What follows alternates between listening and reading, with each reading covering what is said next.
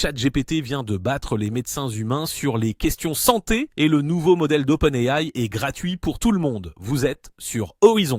Le 18 juin, OpenAI a lancé GPT 5.5 Instant, un nouveau modèle accessible à tous les utilisateurs gratuits de ChatGPT. Spécificité majeure, ce modèle a été calibré spécifiquement sur le terrain médical avec un protocole d'évaluation construit avec des cliniciens. Le dispositif est solide.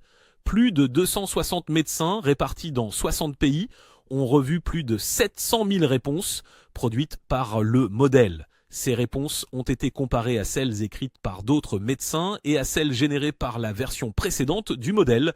Sur les benchmarks santé interne d'OpenAI, GPT 5.5 Instant atteint près de 90% sur le suivi d'instructions complexes.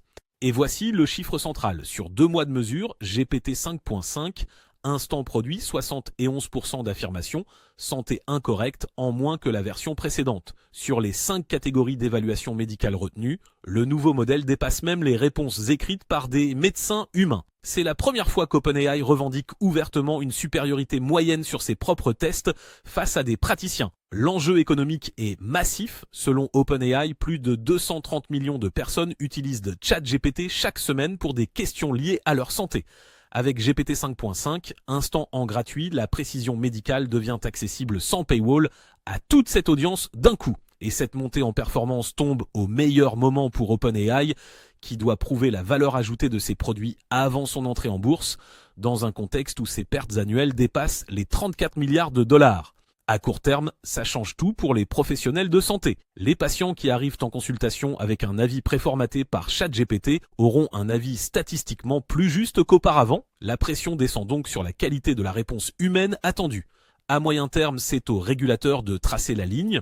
OpenAI revendique un usage informatif en évitant tout engagement sur des conseils diagnostiques ou thérapeutiques. La frontière reste juridique avant d'être technique. Et les concurrents directs Anthropic, Google, Meta n'ont pour l'instant pas communiqué de modèle équivalent calibré santé. Pour suivre cette bascule du marché grand public IA, abonne-toi à la newsletter Horizon, le lien est en description. Et toi, est-ce que tu fais confiance à ChatGPT pour tes questions santé? Dis-le moi en commentaire et à demain sur Horizon.